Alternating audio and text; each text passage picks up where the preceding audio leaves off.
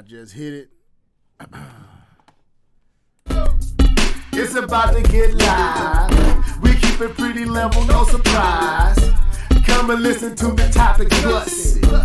Yeah, check out our discussion.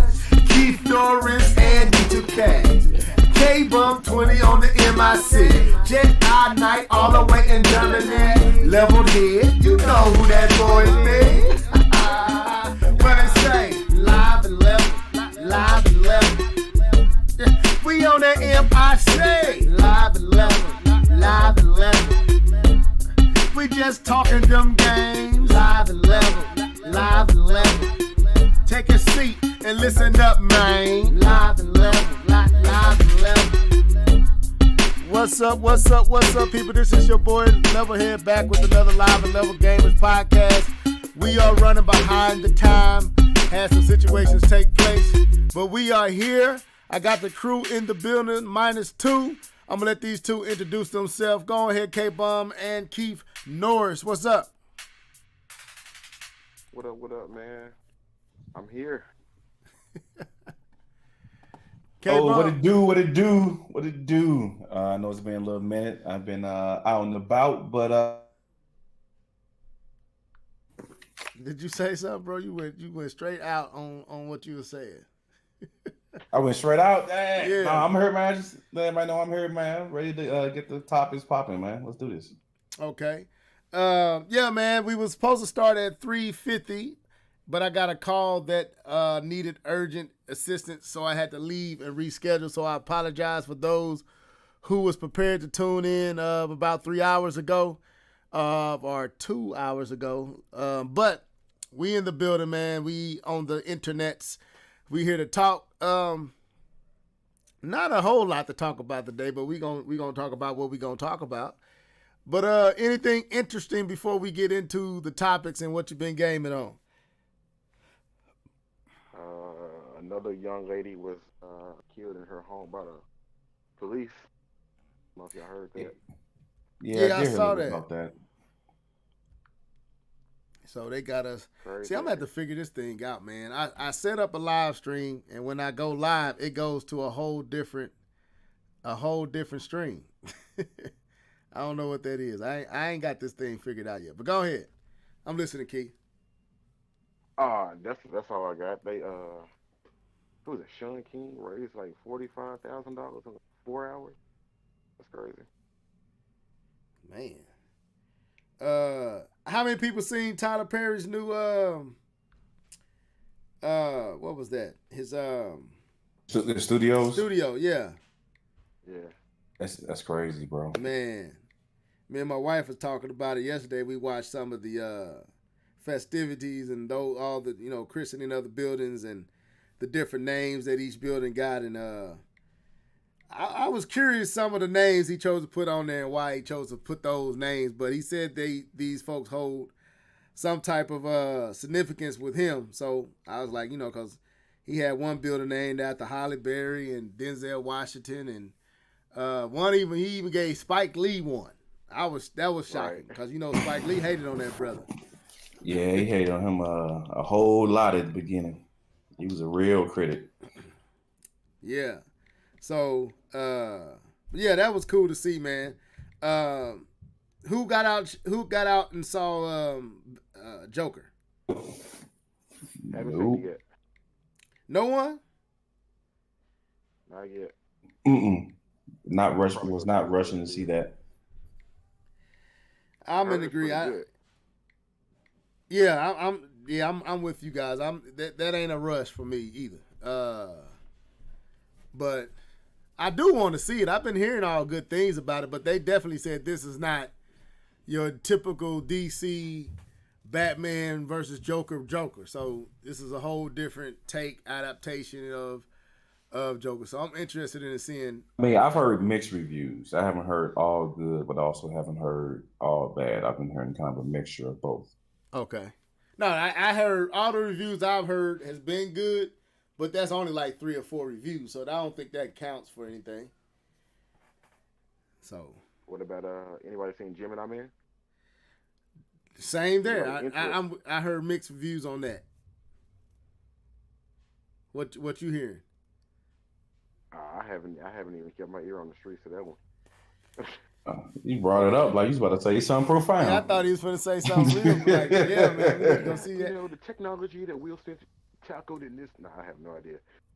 Okay. It is dope though, seeing what they did with the facial, the de-aging technology that they use to do the young Will Smith. I do think that's pretty cool. Mm-hmm. Now I do like the fact that I was watching. I don't know if it was Jimmy Kimmel or Colbert. One of them he was on, and the big thing with this movie is they say you got to go see it in 3D because it's a whole different experience, 3D experience than your typical 3D. That's all they say. A lot of the scenes look weird in just 2D in the 2D visuals. A lot of the scenes look weird because it was designed around a 3D experience. And watching the clip, you can kind of see how stuff swings out a little wider than normal. It kind of looks a little exaggerated in the selling of, like when he was riding the motorcycle and he threw the bike at him. Yeah, like all of it looked funny when you watch it in 2D, but they say it's because they really built it around a 3D experience. So I don't know. That's for whoever. Sure. Yeah, I'm just putting out there what they said. Don't shoot the messenger, huh? I know that they're using it. Like, hey, people aren't watching 3D like they used to. Go watch it in 3D. Okay. I haven't, man. I've given up on 3D though. I have, man. There's still some flicks for me that I watch in 3D. Because I still think Marvel does a pretty good job of game was trash in 3D. Funny, Infinity War actually looked pretty good, but Endgame was trash in 3D. Well, see, So I don't know what was the. One of the reasons I've kind of jumped off the 3D is my wife don't like it most of the time. So if I go to movies with her, she would prefer to save that few little dollars and watch it in a regular 2D. So that's one reason. And two, the last few times I went and seen the 3D, I think we saw did we watch Avengers in 3D? One of the Marvel movies we watched in 3D, and I'm gonna be honest, it wasn't bad, but it wasn't great either. It was like I could have watched this in 2D. I didn't need to spend what is it here? Yeah, $12-13 on a 3D screening.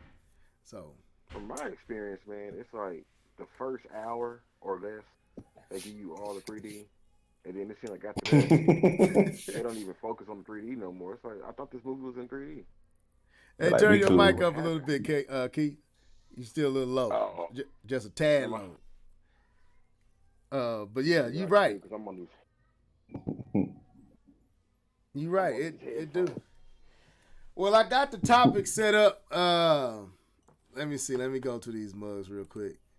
But before, let me slow down. Before we go there, let's go into what you've been gaming on.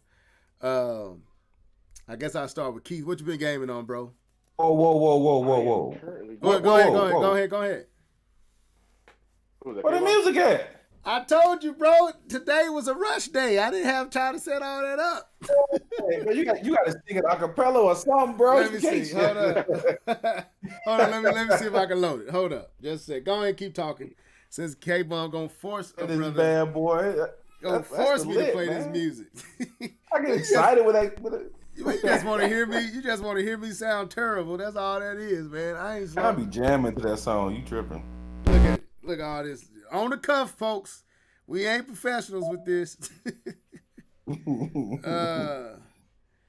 not, come on, Key. You got my back, bro. We'll sing it, man. No, I got it. I'm loading it up right now, man. So you can get this. No. So here we go. So bro. he wanted to hear this. So here we go, y'all. All right. Yeah.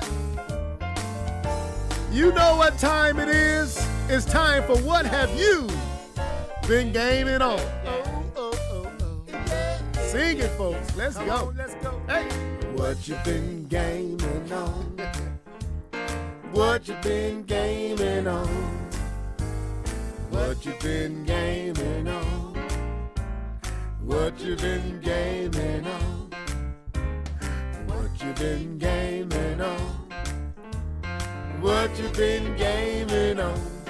Gaming on, gaming on, gaming on.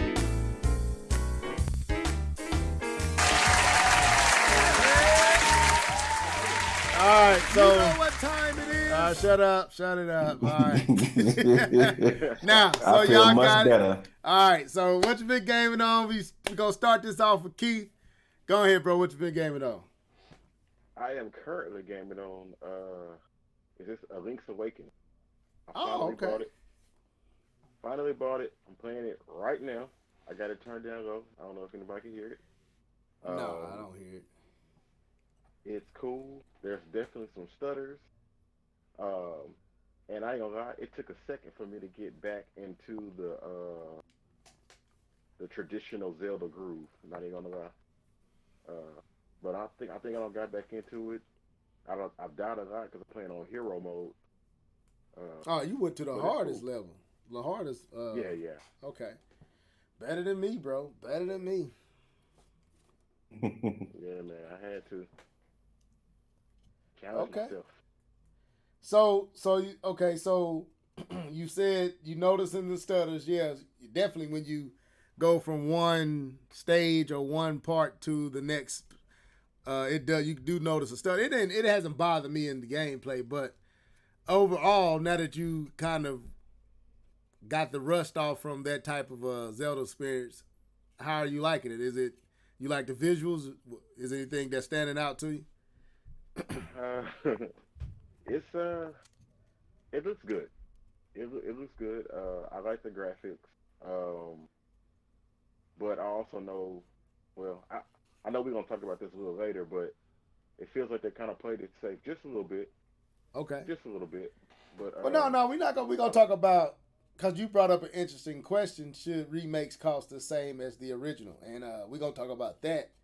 If you want to save it for that conversation, you can, or you could just go ahead and put it out there. What your grievance is with it. All right, let's do it.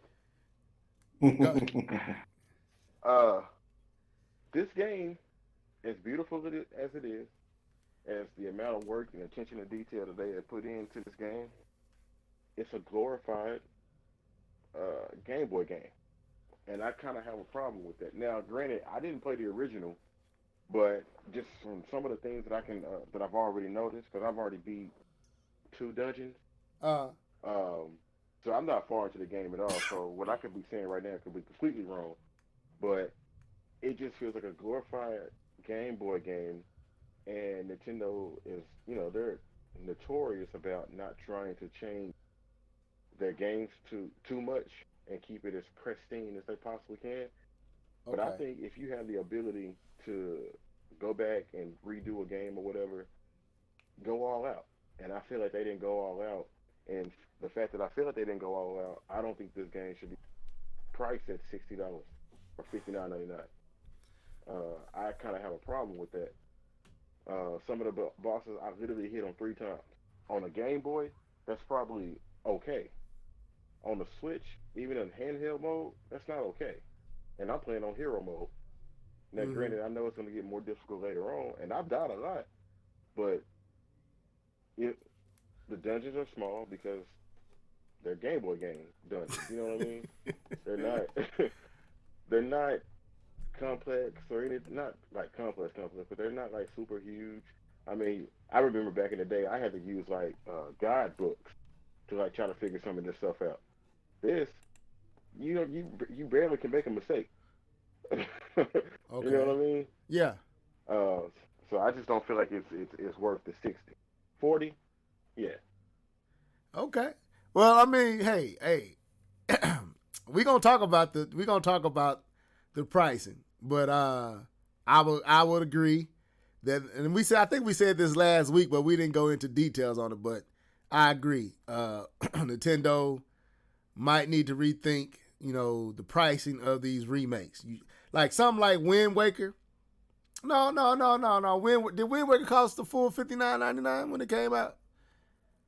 I feel like I remember $49.99. Yeah, I thought so. Okay, so they probably should have took that approach.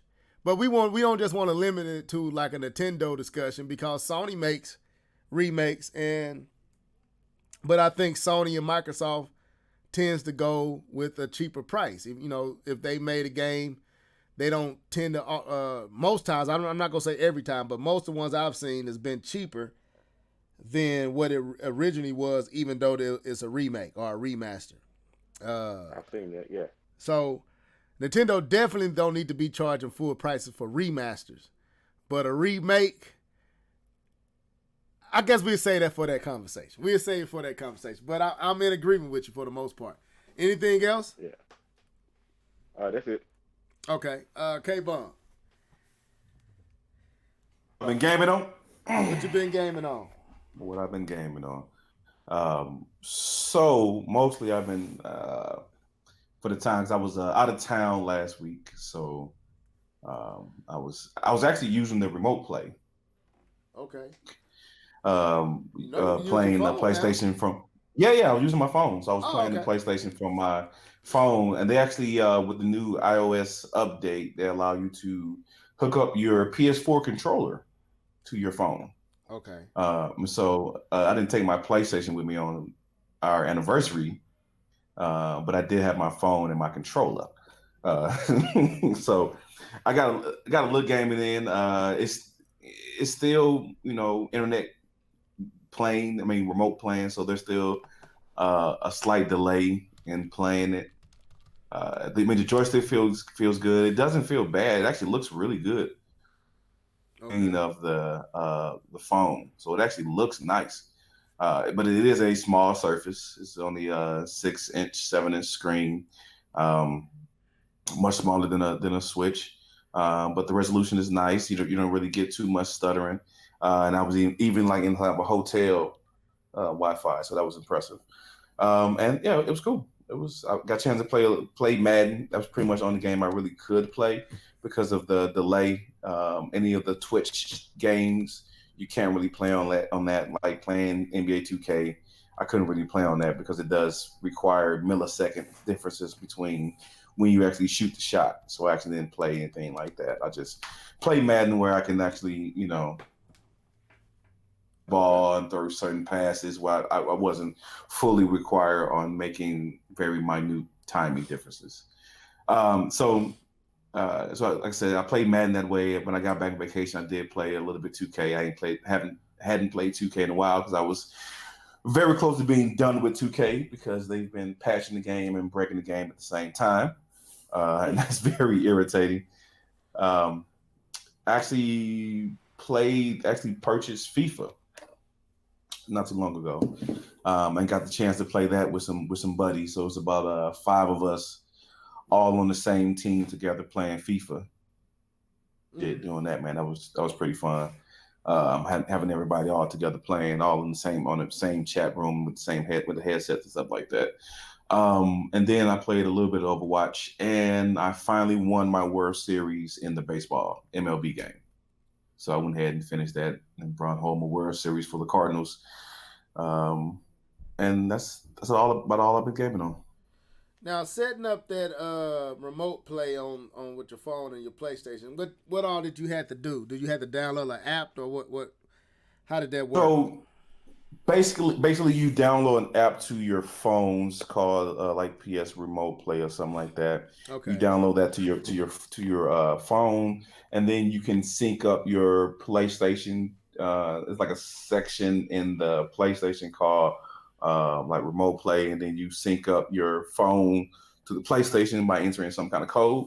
Okay. And then as long as your PlayStation is hooked up to the internet, you can be somewhere where your phone has Wi-Fi. Open up the app, tell your app to go find your PlayStation. It would wake your PlayStation up and allow you to play the games. Now, do you need the online service, or do you just need online? If I got internet but I don't currently have a PlayStation service, I don't think you need PlayStation Plus for it. Okay, I might have to try that then. I ain't trying to spend I don't think you need PlayStation Plus. Oh, you did it on your iPad? Okay. Yeah, and I don't have Plus. Okay, because I don't even have Nintendo's online right now. Hey, you should. I told you, bro. You should have got it from Amazon. Oh, you don't have Amazon Prime. Never mind. No, I told you daycare is real for Phil. Never mind, bro. Hey, I understand, bro. Daycare is real. I understand. You would know. I'm waiting. I can't wait to. Now, I already know, man. I don't know personally firsthand, but my brother has 3 kids, and he was blessed that his wife. The sister of his wife owned a daycare, so he's been blessed though. That's but yeah. I said again, we've been blessed, but boy. Anyway, so remote play and all this that you talked about that you played was via remote play or just. Madden was just was remote play. Everything else was when I came back from vacation. Okay. Or right before I left. Did you take the Switch with you? Because I love to have a comparison, like experience. Like how was it? No, sir, I did not take the Switch with me. I was trying. I only was going to be playing for a minimum amount of time. Lucky Jedi is not on here. You lucky Jedi. I did not take the Switch with me because it was going to be a limited amount of time that I was playing. It was a vacation trip, and the only time I actually played the game was when my wife was sleeping. A good time to pull out the Switch and beat that Zelda Breath of the Wild, bro. It was only played for probably about 30 minutes a pop.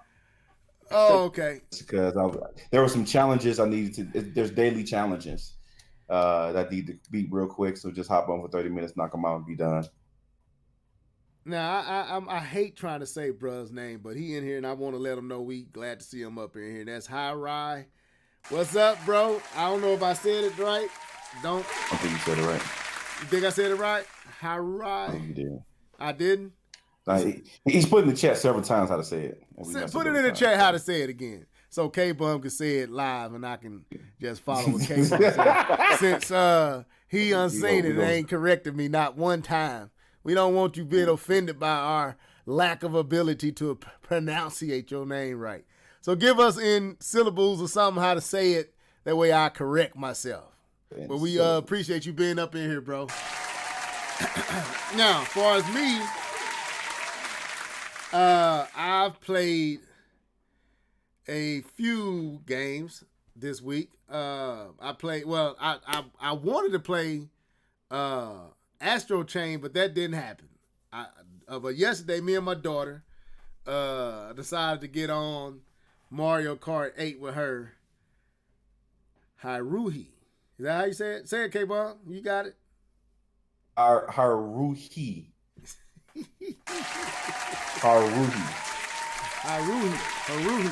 All right. Haruhi. Got it. All right. Haruhi? Her, like hair. I'm sorry. St. Louis, man. My R's are too. Yeah. All right, so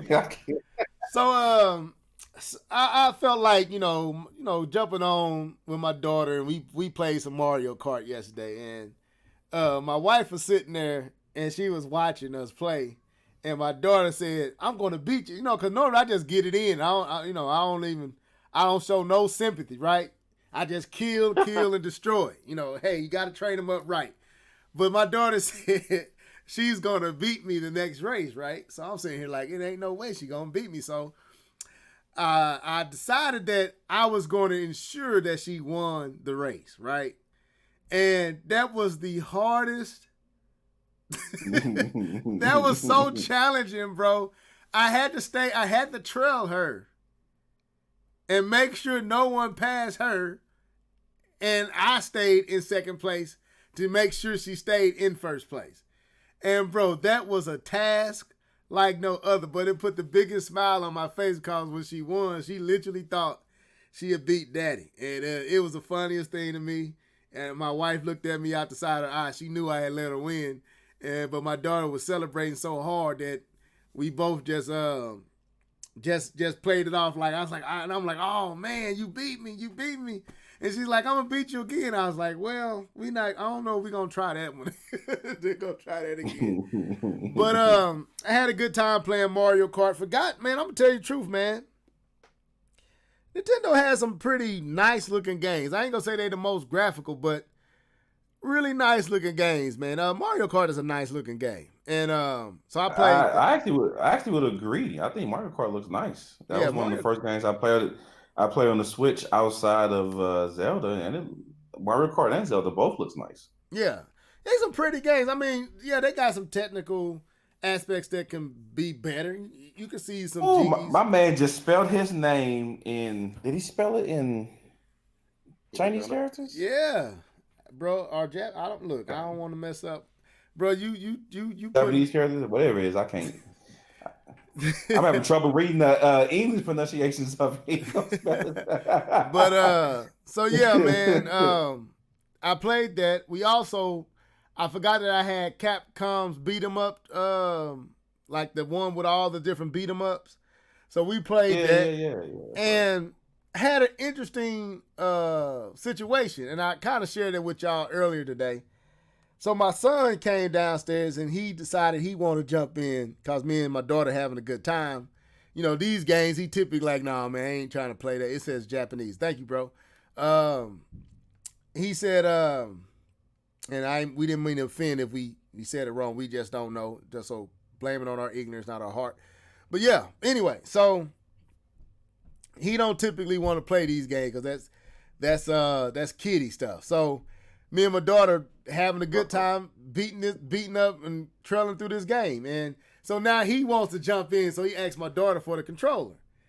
So I was like, no, man, here, I'm gonna hook up this other controller. He's like, I don't want that controller. I'm talking about the Joy-Con and the grips. That controller's too small and too uncomfortable. I was like, well, I'm gonna give you my controller and I take the Joy-Con and the grips. But I had totally forgot about, at first I was like going to get him a Joy-Con and just give him a Joy-Con. He said he didn't want that. And then the thought came to me, I was like, no, I take the Joy-Cons. And then it came, oh, you can make the grip. You got the grip over there. So I just made it into a controller, handed him my Pro controller, and I took on the Joy-Cons in the grip. Look at it, he said, kitty. It is. So, but I was like, I'm not gonna lie, man. I was sitting there like, wow, I rarely even use this thing. I have never really used the thing since the first few weeks of the Switch life. I used the Joy-Cons and the grip just to experience it, not because I had to, because I had a Pro controller. So I didn't really need it. So it became just something that was up on my shelf that came in the package with the Switch. But yesterday, that little small insignificant Joy-Con grip holder to me was profound. And I know K-Bun probably like, bro, that ain't nothing. But to me, it was like a little small, like I had to acknowledge Nintendo's genius there. Like that convenience, that little small convenience that, you know, I took for granted, never thought about it, never used it. But I was able to create a third controller. Yeah, it's not the Pro controller, but I was able to create a third controller and experience a beat 'em up with my kids. And my daughter kind of phased out; she quit. But me and my son beat the whole game, and but it was pretty cool, and I had a good experience. That it was pretty cool. So I was interested in y'all thoughts on that. Like, do y'all feel like we have kind of overlooked the ingenious of the Joy-Con and the grip? Joy-Cons and the grip. That little assembly thing. Before I give my thoughts on that, because I'm playing this game, another issue that I saw, the reused assets. Man, there's Goombas in this game. Yeah, I didn't even know all that. I didn't know all that until I played it either. Like, come on, man. Back then you probably had to use Goombas. You're reusing assets. Now you can make the enemy that you want to make. Anyway, let me say this real quick. What's up? That's me, KG. Welcome to the show. All right, go ahead, Keith. All right. So the Joy-Con grip. I mean, I agree.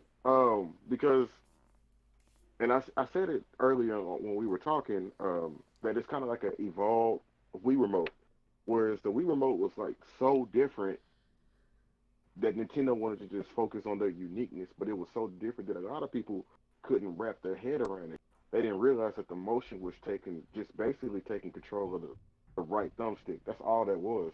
And then when you hooked it up with the nunchuck, it became a traditional controller in a sense. You know what I'm saying? If you Right. really thought about it, with the Joy-Con grip, it still has Nintendo's unique abilities or unique ideas. But now, when you put it in the grip, now you have like a traditional controller that's more uh, that you can get your head wrapped around better versus the Wii Remote nunchuck. So I agree that um, it's a more focused product. I would say Nintendo was able to focus their like balance their uniqueness with tradition. Mm-hmm. Yeah, that's where I was at. If Nintendo could have made the Joy Cons fit into a controller that felt a little bit more size and feel to the Pro controller, that would be so dope. I don't know how they can do that. Currently, the setup it suffices if you need it, but it's definitely not how I want to play for an extended period of time with that form factor. But for yesterday to go through a little beat 'em up and to be able to create a third controller, I ain't gonna front. That was dope to me. I was like, wow, that was kind of. Now I got it. Like at first I didn't get it. I was like, oh, that's cool, but I just go buy me a Pro controller. But to have the luxury of being able to do that when I need to do it was cool. And but go ahead, K-Bon. Was you finna say something? I mean, if you give me if you give me an opportunity, yeah, I'll say something about Go ahead. No, go it. ahead. All right. Uh,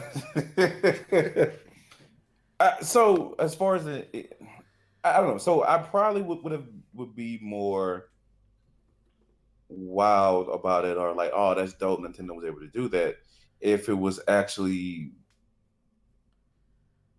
good to control. If it felt nice in my hand. My kind of issue with the little dock or whatever you actually connect the Joy Cons to is that The grip. it feels the grip. Thank you, sir. It feels bulky to me and feels to me it kind of feels out of place, you know, and just the way that it fits in my hand. It it feels like it's imitating a real controller. Right. I don't feel like I'm holding a real controller. Just like I would feel if I was holding a DualShock, if I was holding a Pro controller. I feel like I'm holding a imitation of a controller, and that kind of takes me out of the experience of playing the game. Because when I play Nintendo games, I lose a lot of my muscle memory that I have from the DualShock. So it's already a different experience because of the familiarity I have with the DualShock controller, having the analogs being in one spot and everything else. So it's already a foreign concept using the Switch controllers. And when I did have it when I have it in the grip, it felt very foreign to me because it felt like it was supposed to be a controller, a traditional controller, but it wasn't. And I actually preferred playing it docked because of that. And so I would actually play it docked, not docked, sorry.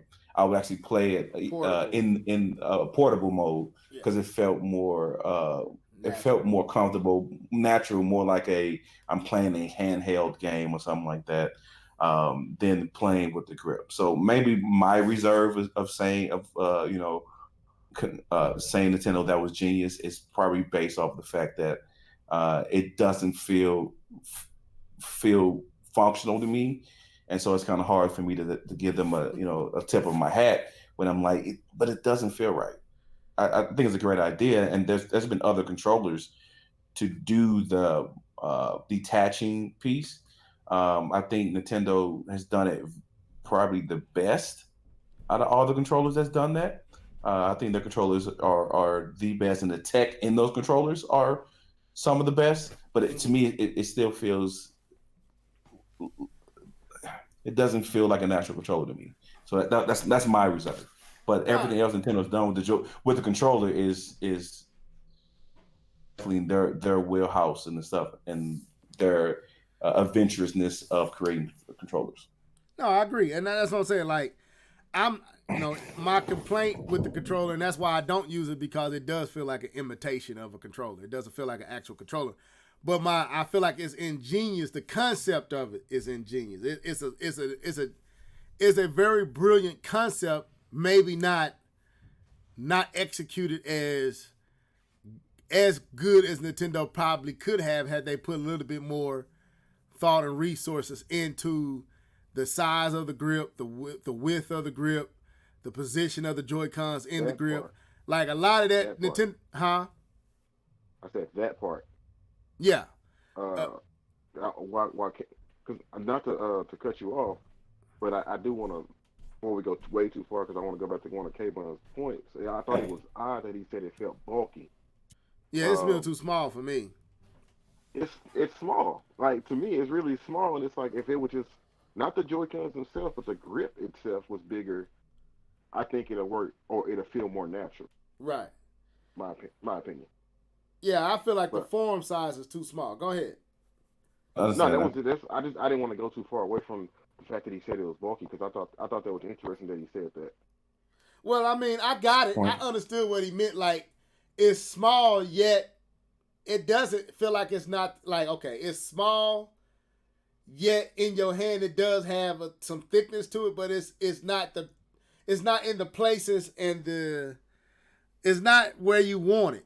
If that makes sense. So I kind of assumed that's what he was meaning. I don't want to speak for K-Bum. What's up, Phoenix Star 5000? Welcome to the show, bro. I'm trying to get stuff loaded up. Okay.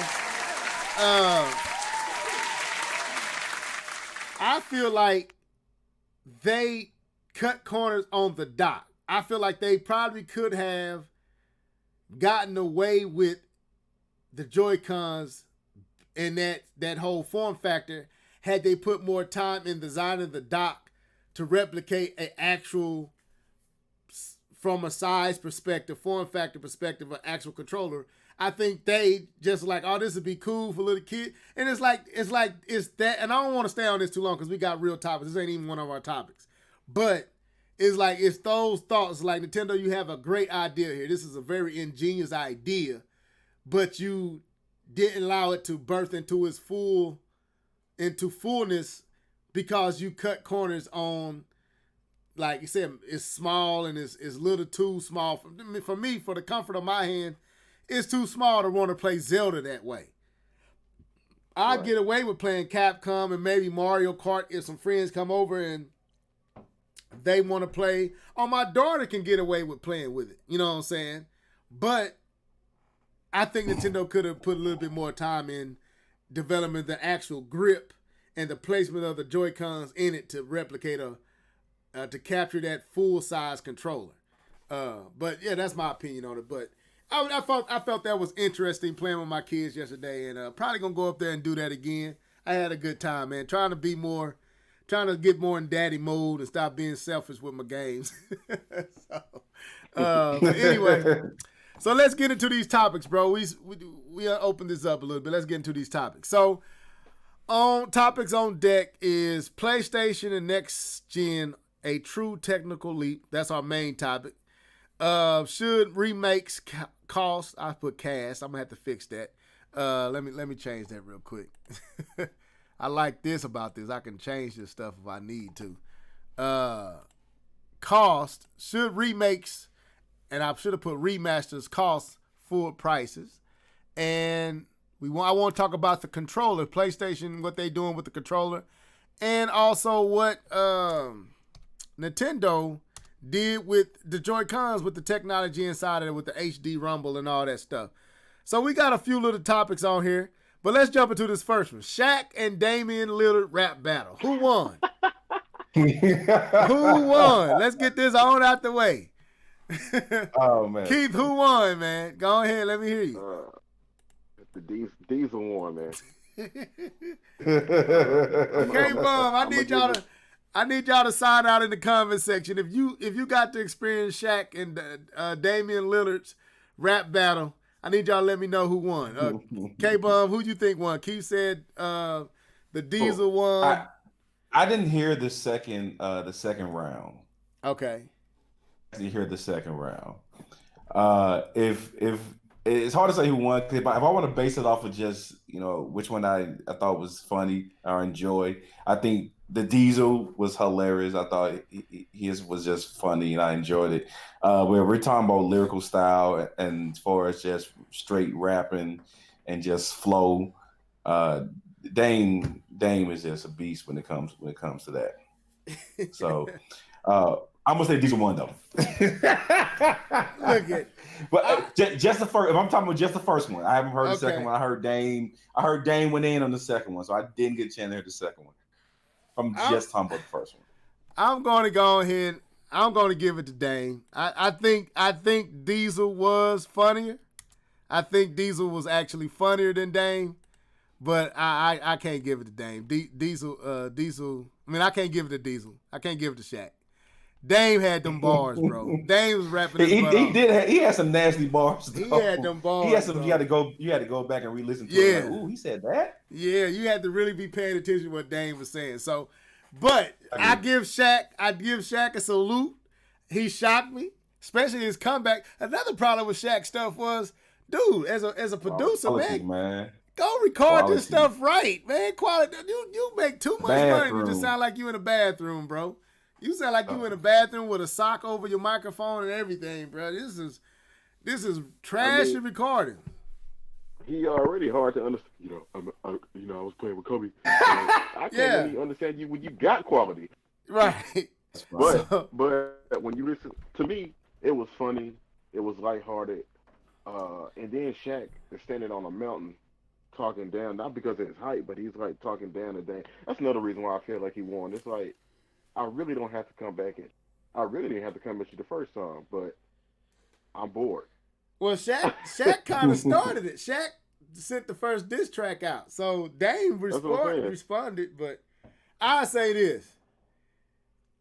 I hope they done because it did start getting into some personal stuff. They started really getting into some questionable areas. And so I felt like the first diss was for fun, but I think the second diss, Shaq really went in on the second one, and Dame did too. So they was throwing some real low blows, man. Some cutting below the belt. So I hope that they done. But that's crazy that they fine. Yeah, it's crazy that two basketball players gave us one of the best battles we had in hip hop in a long time. But anyway, so I just curious on that. So Keith, let's pick up that conversation because I want to hit this PlayStation. These next two we're gonna hit this one topic, the cost of remakes, and then the next two topics kind of blend into each other, so we could just talk about that in all in one whop and get out of here. But we was talking about Link's Awakening being a remaster. So we're gonna kind of blend this conversation with remakes and remasters and the cost of these titles. Now, personally, I feel like the Link's Awakening being my first time playing it, I had no problem with paying $60. But I'm not going to sit here and say that the game, from a technical side and what you're doing in the game and the fact that it is a remake of a Game Boy game, pretty much staying true to the actual game, the way the game played, only changing the aesthetics, the visual paint and makeup of the game. That's the only thing that changed. Everything else is pretty much exactly one-to-one with the original Game Boy version. From that perspective, I can't say that I agree with Nintendo charging 60 bones for this game. I don't think it took much for them to make this game. Literally all you changed was the visuals. That's it. Everything else is basically one-to-one. And we got a dope cutscene in the beginning. Yeah, dope cutscene. You dirty dude. Dope cutscene in the beginning, but everything is one-to-one. And don't get me wrong, the game looks amazing visually. Like I would love, again, I said this last week, I would love for Nintendo to maybe revisit this with other titles in the Zelda franchise with this makeup, with this overhaul, graphic overhaul, but the pricing got to make sense. I think they could have actually maybe got away with charging possibly $29.99 for this. Ooh, that's nice. Yeah, like $30. Yeah. I think that's reasonable. Because I don't think it took a big team to do this. Because literally, what are you changing outside of the visuals? Nothing. So, I watched a side-by-side comparison of the original game to the Switch version, and literally outside of visuals, everything is an exact replica of the original version. And I think Sony and Microsoft has a proper approach to remakes and remasters. Let me ask this question. Do you think because it is a remake, it's deserving of a full price? Not to stay on this too long? No, it's not deserving. But I mean, if we want to use examples, and I got to be careful here. If you want to use examples, the Master Chief Collection, was that a remake or a remaster? I thought that was a remaster. Well, I thought that was a remaster, if I'm not mistaken. Okay. But I gave you what? 4 games? 4 Well, or 5 no. games? I don't know, bro. I know Gears of War. One of the Gears of Wars was a remake. The original Gears of War was remade and re-released. I know Gears of War was. Okay. I don't know about Halo. I'm not for sure. Let me look that up. I thought the Master Chief Collection was it could have been a remaster. No, I'm finna look it up. Go ahead though. But then you got Resident Evil 2. That's a complete overhaul, a completely remade game, deserving of the $60. You know what I'm saying? Yeah. That game was fully deserving of the $60. You couldn't even play them side by side, and if you did play them side by side, you can tell, obviously, that Capcom did a lot more work into putting this game and making this game come out. You know, so with that, Nintendo didn't do that. It was remastered. Master Chief Collection was remastered. Okay. Yeah. But yeah, Nintendo didn't do that with this game. But see, that's what I'm saying. Like, are you sure? Well, what are you qualifying as a remake or a remaster? A remaster is like up in the visuals, up in the resolution, cleaning up some of the stuff. When I say remaster, a remake is basically kind of changing the game but keeping the spirit of the game. Okay, so you're saying Link's Awakening is a remaster. I would say it's a remake while maintaining the original game's gameplay. The same gameplay, but it's remade visually. Yeah.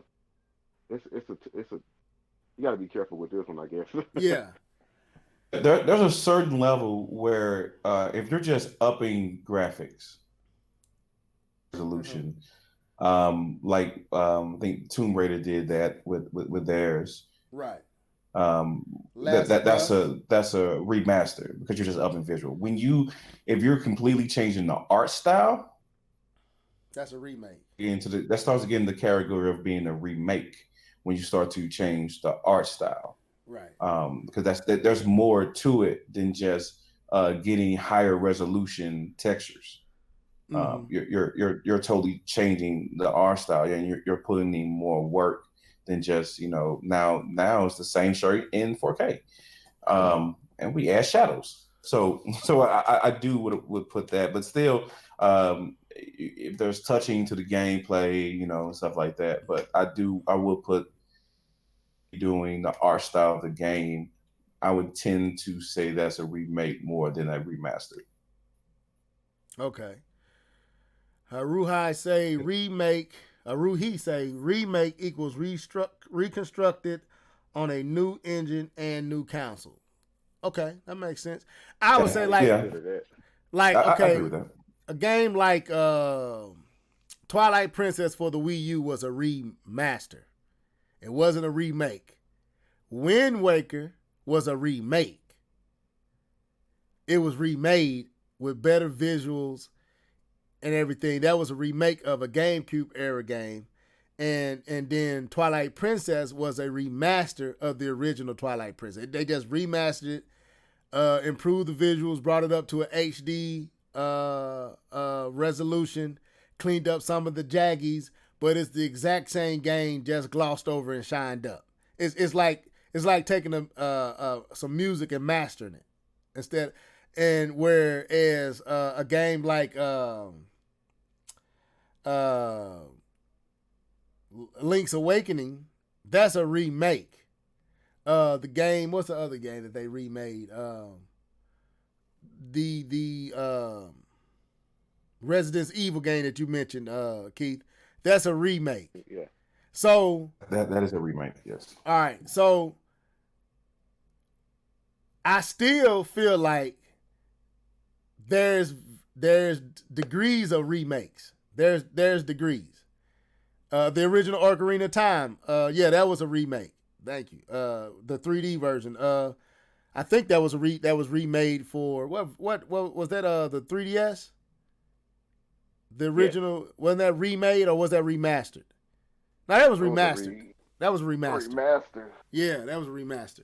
So I think no remaster should cost a full price at all. There is no justification for a remaster. So Twilight Princess on the Wii U should not have been $60 if it was. I don't know because I didn't buy it. If Nintendo charged $60, they was dirty. That was wrong. There is, to me, room for remakes to be charged full price, but I don't think I don't think Link's Awakening is one.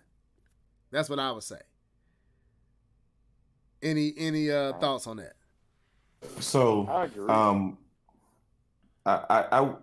I think I do agree with your central point. Remasters not costing full price, remakes possible. So one of the ones we briefly talked about Sony. And the closest one that I could remember releasing at full price for a remaster was The Last of Us. Was that remake? remastered, right? Remastered. Okay. The Last of Us came out in The Last of Us came out very close to the launch of the PS4. I think 2012. Very close to the launch. And they remastered it very soon after. What Sony actually did was Sony actually was set at a $60 price, The Last of Us. And the game hadn't been out for a year. Had already won Game of the Year. They still dropped the price $10 for the PS4 version. They could have easily, because the game was still new. I played both versions. The PS4 version was absolutely the better version. Why? Because it came at 60 frames per second. Okay. Easily detectable as being feeling it played better and it looked better. It was telling clear. Me the PlayStation 3 version was full 60 and the PlayStation 4 was 30? No. The PlayStation 3 version was 30 frames per second. The PS4 version was 60 frames per second. Optional 60 frames. You can play either 60 frames or 30. Yeah. I played it at 60 because it felt better. It made me sick. I had to turn it off. 30 made me sick. 60 was better. It was way fluent. It was more fluent. No, I stayed at 30 for whatever. But go ahead. I'm listening. Last of Us? Oh, yeah. I was 60, and to me, it felt better. It played better. It looked better. The textures were better. But what happened was they originally said $60. They changed their mind and they refunded people pre-order money and charged them $49.99 for it. Okay. So that is the closest one that Sony almost did full price, but they actually did one better, which was refund people pre-ordered money by $10 because they dropped the price to $49.99. So to your point, Sony doesn't really do and that one they could. I say it was Game of the Year. They could have charged full price for that. Because if I'm not mistaken, I believe you got do you get the DLC? I'm not sure. Yeah, they could have charged full price because it wasn't that far after, but they still dropped the price on that one. But to your point about remakes, I think there's a small window of remakes that you can charge the 460. I think you would have to give it more game launched at to get the 460. Like if you're doing a remake that had other pieces or another piece of game with it or DLC with it, then I feel comfortable with the 460. I never really feel comfortable playing a game, even if it's a remake that I've already beaten. Okay. I just personally, this is personal thing. This is not a company wide and what I expect companies to do, but I personally don't feel comfortable for a game I've already beaten, even if they've gone and remade it and made it better. Like if they told me they came out with American Solid that they remade, my favorite games in the PlayStation, PS1, PS2 era. If they came out and remade, completely remade it, I still would feel uncomfortable paying $60 for that game, even though that was one of my favorite games. Even Zone of Ender, they remastered Zone of Ender. Sorry, yeah, if they would have remade, and I would have an issue paying the full 60 for it. And that's my sentiments with Link's Awakening. I paid it because I never played Link's Awakening, so it was an opportunity for me to experience what Zelda was like prior to Ocarina of Time. Keith, you got anything else you want to add before we move on out of this conversation to our main topics? Mr. Norris, are you there? You muted? Okay, he's not there. Yeah, I got to mute for a second. Okay, cool. But yeah, man, I agree with you, K-Bum.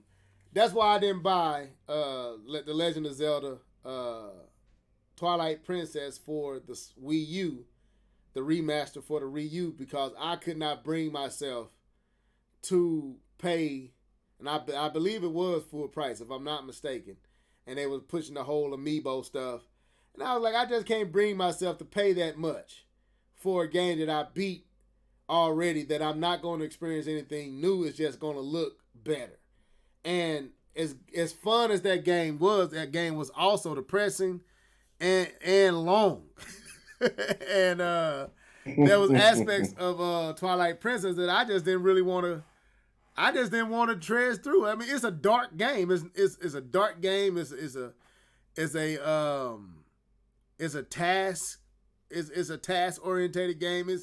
It really requires you to put in some work in it. It ain't no just go through it and beat it like what I'm playing right now with Link's Awakening. So, but yeah, I'm with you. I just can't bring myself to spend a full price on a remake, especially a remaster, but a remake, unless they really remade the game and I'm going to experience something totally different than what I originally experienced. If it's just better visuals or reskin, then I'm like, no, I don't know. Like I did that with Street Fighters from Capcom when they did their total reskin Street Fighters. I think it was Street Fighters 2 Turbo, and yeah, the reskin looked cool, but it was still the old Street Fighters, and I'm like, the skin doesn't make this game feel better. It looks better, but it still moves like the old Street Fighters, and I'd rather have one of the newer version Street Fighters than the older Street Fighters. So, so yeah. But anyway, let's move on to the next topic. So, PlayStation, Sony, there's a lot going on with Sony. They have announced a lot. K-Bum, have you been keeping up with what's been going on over at Sony? I know the president or the face stepped down. The face stepped down, and they released that new article talking about the PS5. Right. So, I want to talk about that and the controllers, because there's a lot of new stuff coming with the PlayStation DualShock. What would this be? Is it the 2, 3? What? 5. Is it DualShock 5? Is it what is it? What number is the DualShock on now? I know the PlayStation 5. It may be on 2 right now. It may be on 2. What is the DualShock? I know. It may be on 2. Cause I think it was PS3 that it came out. Cause I think. Well, the PlayStation 4 DualShock is different from the PS3 DualShock. Is the PlayStation 4 was a they altered the design of the controller, so it was a new version with the little touchpad in between and some of the other stuff you can do with it. But we gonna deal with that later. Look that up and find out what. It said DualShock. It may be DualShock. It has to be 5. Right now, these are saying DualShock 4s. Okay, cool. So that's what I'm looking at. Yeah. So it has let's to be 5, talk about this, man. So the PlayStation 5 is supposed to be in the Xbox. It's supposed to be the true technical leap that we as gamers has been waiting for. Like, this is not going to be your PlayStation 3 to PlayStation 4 type leap. This is going to be what they're talking about, and I'm not saying I believe this. I'm just saying what they're saying. This is going to be the first leap we've seen since the 360 from the previous generation to the 360. So from the Xbox to the 360, this is what we're supposed to experience. Now, that was a big leap. That was a tremendous leap. So if that's what we're about to experience, I want to talk about this because they're talking about the ray tracing. They're talking about the solid state hard drive.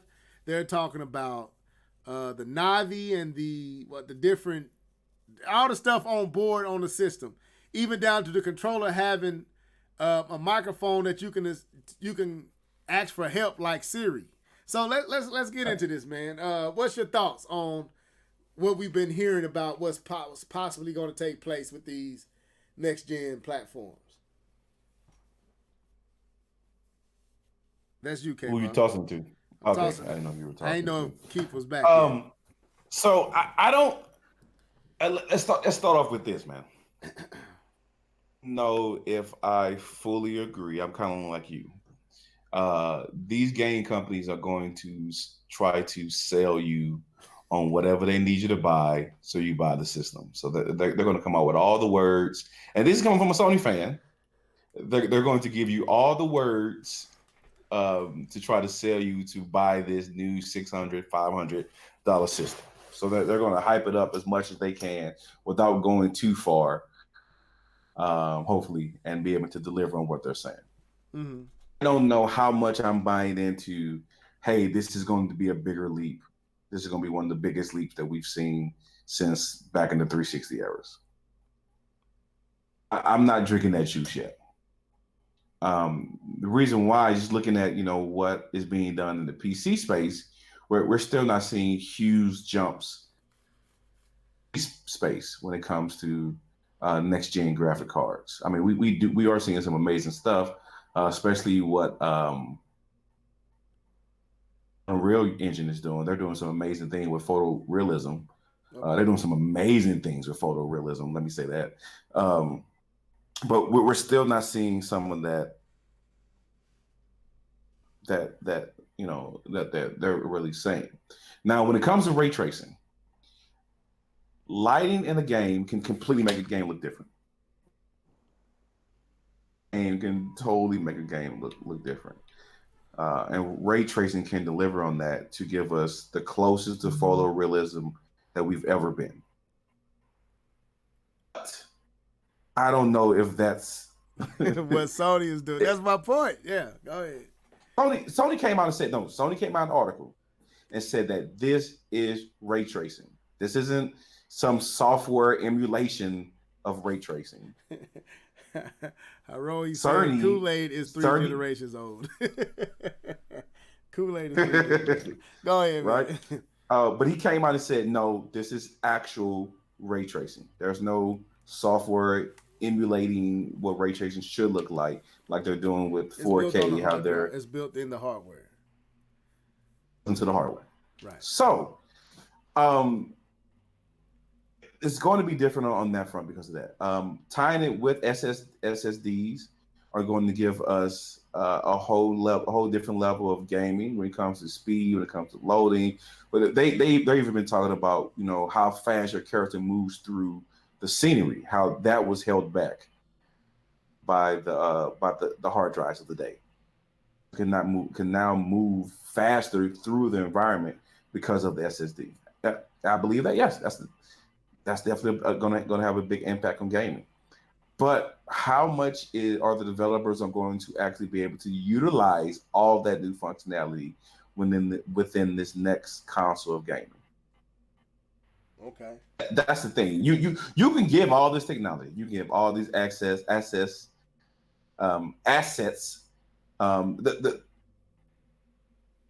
The engine inside of the PS3, the cell processor, is a absolute case for this.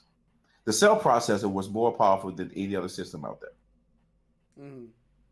Was able to produce games that blew the 360 away. At that point, until way past to like 5 years into the system, where we started to see when people finally got hold of what the cell processor could do. Yeah, when they finally really start bad to understand games. what to do with it, how to use it. Exactly. Really bad games for the PS3 in the early years. So I say that not to say that what we're going to see here is a replica of the cell processor. I said that to say that you can give the developers all these different assets and all this bandwidth to create these crazy games. It doesn't mean that they're going to produce on that level. I'm kind of holding back because they're going to produce games for the PS4 still, and while they're trying to max out the air quotes that I'm doing the PS5. So I don't know. I'm not drinking Kool-Aid, man. Yeah, I mean, it was something. Keith, are you back yet? Because I don't want to keep going. Back. Give your thoughts, man. Like, you saw the Digital Foundry video. You seen all the articles talking about, the reveal of some of the aspects of the PlayStation 5, and we already kind of been hearing, about the Xbox as well. We don't know. They haven't done they haven't opened up the doors and let us peek in like Sony has, but we all know it's pretty much going to be in the similar ballpark. Well, we assume it will be. There could be some variations, but from what you've been seeing and what you've been hearing, man, what's your thoughts on the ray tracing and solid state drives, and what's possible with Nex-Gen and this statement that this is the true technical leap that we've been waiting for, that we haven't seen since coming from the Xbox, the N64, the PlayStation 2 to the PlayStation 3 and Xbox 360. Like, they saying this is going to be that leap. Do you agree? If you do, explain why. If you don't, explain why. I'm not gonna drink the Kool-Aid now. If they do it, they do it. And here's why I said it. I heard you say that there was a huge leap from the Xbox to the 360, but it wasn't early on. Right. That's It true. was not immediate. It was not immediate. I remember a lot of people was like, "This is it," and then I would say, Because remember, God of War looked better than those initial 360 titles. Yeah. You're right. Yeah. It wasn't until Gears of War that we really got it. You got to see it. But Right. I was gonna say around 2007, we were like blown away with what these consoles could do, and of course I think they were power PCs back in the day, and not using the x86 architecture they're using today. But we're gonna be trying to sound smart. I don't know. But no, it wasn't immediate. So I think they should, wait and just say, hey, this is what we can do as far as like what can we do immediately. We can show you that it's faster, giving you the SSDs and all that other stuff, but don't overhype it for just to sell it. Because to be honest, man, if you're into the PlayStation and the Xbox, that's what you enjoy. You're gonna get the next one regardless. All you gotta do is just make sure that it looks better, it performs better, and then from there start showing like, oh, this is the new graphical leap. Because I think was it this E3 or last E3 where Microsoft was showing the Halo and they were saying this is running on Scarlet or how Scarlet would be or whatever. Mm-hmm. To me, doing that, huh? No, I was agreeing with you. To me, doing that doesn't really prove anything because we can make some fantastic videos.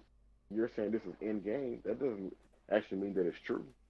Mm-hmm. You know what I mean? It doesn't mean it's true, but like you say, hey, this is the new Halo, and this is what it looks like in game. Like the actual game, your shooting and all this other stuff. Now we're talking. But it's kind of like how we were talking about 3D movies. Like, don't give me the all the pretty up front, then you just look normal later on. You know what I mean? Like, oh, this looks like the regular Xbox One. You know what I mean? Don't try to give it to me all up front. Like I said, I still don't really know what ray tracing means. I Right. think it's like lighting and stuff like that. It's all buzzwords. Just give me some really good games. You ain't gotta overhype it. You ain't gotta oversell it. Like, I'm a Nintendo fan at heart. Nintendo, whatever your next console is, 9 times out of 10 I'm gonna buy it. Mm. I hope it's better than the Switch, but 9 times out of 10 I'm gonna buy it anyways. Y'all just do what y'all supposed to do on the back end. We had to get Super Dave on here, man, and tell us about that new Nintendo system, bro. Man, listen. Oh my God, I No, was wrong for that. I shouldn't have did that. I shouldn't have did hey, it's coming though. It's coming. that. But did you have anything else you wanted to say before I add on what Nah, I? go ahead, man. No, Go ahead. I was thinking about what you said, and it brought me back to something that I heard on that Digital Foundry video. Dude basically was like, when they was talking about the PlayStation 3 and 1080p, 60 frames per second, he said, I hope this ain't that. Like when you talking about the ray tracing and all that, because he said, if you know anything about ray tracing and how much bandwidth, how much computer processing that it takes to do ray tracing at the level that I think Nvidia showed it that time. I think it was last year sometime. Nvidia revealed they ray tracing technology, and it's kind of where everybody, I guess, is following up with their version of it. He said it takes a lot of power to run that stuff, and he said it's impossible to run that and fit it into a home console where it's affordable to mass market. So he was like, now we also know that they're going to be using ray tracing for audio too, not just lighting, but it's also plays. The PlayStation using the 3D audio. Yeah, like the audio. So it's like he's like, I hope this ain't a similar situation of PlayStation 3 with 1080p 60 frames per second. Like we can literally be looking at another scenario, a similar scenario as that. But he said, with that being said, by knowing that it's built into the device and not, like K-Bun said, software driven, that kind of gave them hope. Now, I'm not a computer tech nerd. I don't know this stuff.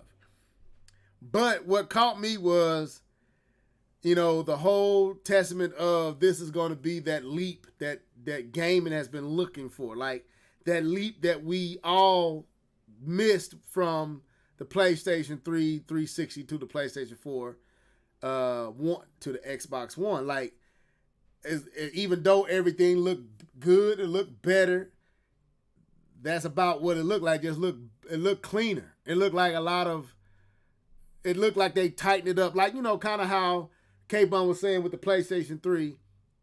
There was still, like, to me, I don't feel like they ever really exhausted what could be done with the PlayStation 3. It was just, it had been so old that they needed to move on from the tech. Right. It wasn't because they had pushed it to its limit. And there are still things about the PlayStation 3 that blow me away. Like, it's like to see Uncharted 2 still to this day, there's aspects of Uncharted 2 that I think is better than Uncharted 4 to me. There's aspects of it. Like, how the game flows, how it felt. Not to say it looks better than PlayStation 4's version, but there was something about it that felt better than the PlayStation 4 version. Could have been my first time playing it, but there were just things that they done in that game that I don't feel like they captured in the newer version, even though the newer version technically looked better. In a similar situation with the PlayStation, with the Xbox One to the Xbox 360, like the original Gears of War and some of them earlier games in the life span of the 360, especially that year after. Like that first year of the 360, keep you right on the money. I remember going out to Best Buy with my boys and with a couple of my friends, and we saw King Kong being ran on the game. King Kong and Call of Duty. And I was like you said, this it? That's I'm good on this big old white piece of plastic. These games don't look no better than what I'm playing currently. But then when Gears of War came out, I was like, that's when the Switch was, with the Wii, when the Wii was out, they were showing Twilight Princess with the Wiimote nunchuck, and I had that stuff sitting side by side in my house, and Gears of War made me almost, I'm just gonna be real. It made me be like, when I was looking like, Nintendo, did y'all make the right choice by going with this standard definition? Like, there was a real conversation in my house, man. Like, we was looking at like, bro, this looks ridiculous. That's what made me go out and actually buy an HD TV. When I saw Gears of War, I was like, I gotta get an HD TV. I cannot stay with what I had. It literally pushed me. Go ahead. Well, saying that, what are they trying to get us to buy now? That I don't know. I guess 4Ks, which I already got one. So that's not a, I want to get a better one because of somebody that I call friend, but we won't have that discussion. But his OLEDs something coinciding, and somebody else with their QLED. K-Bum, D2K got a QLED, man. Samsung. He went to QLED? He said he liked the Q. Let's stay on topic. Anyway, I'm about to say how much he paid for that, because them QLEDs. He said he paid. He paid a hefty penny. He said so. Because I've had long discussion with tech heads, side by side, comparing with them, and the money that you're paying for the QLED, and when you compare its flaws to the flaws of the OLED. Anyway, yeah. All right, so Keith, what was you saying? You were saying something. Oh, I was going to say something. I remember playing, it was a Wii game, it was a Castlevania fighting game. I don't know if anybody remember it. Castlevania fighting game? Like a beat 'em up or like a versus fight? It was a versus fighting game. Oh, I don't remember this. It was come on, man, don't kill me. I don't know. It was a Castlevania game. Huh? Oh, you talking about you playing the game. You talking about somebody on the game. Playing the game, bro. Yeah, I got that. It was a Castlevania fighting game, but what was unique about it is the graphics looked great. The only problem was the resolution. And I think if the Wii had at least 720, I think the discrepancy and the conversations would have been a lot different. And I agree with you when you said, Nintendo, did you make the wrong move by not upping up the resolution? Because I think that's all it really needed. Yeah, it couldn't perform as well, but some of those games were not bad. It just were blurry. Right. Okay, who we got in here? Let me get them in. Who is this? Who am I looking at? It says, The Insane Game Freak. Welcome to the show. He said that game is Castlevania Judgment. Okay. Thank you.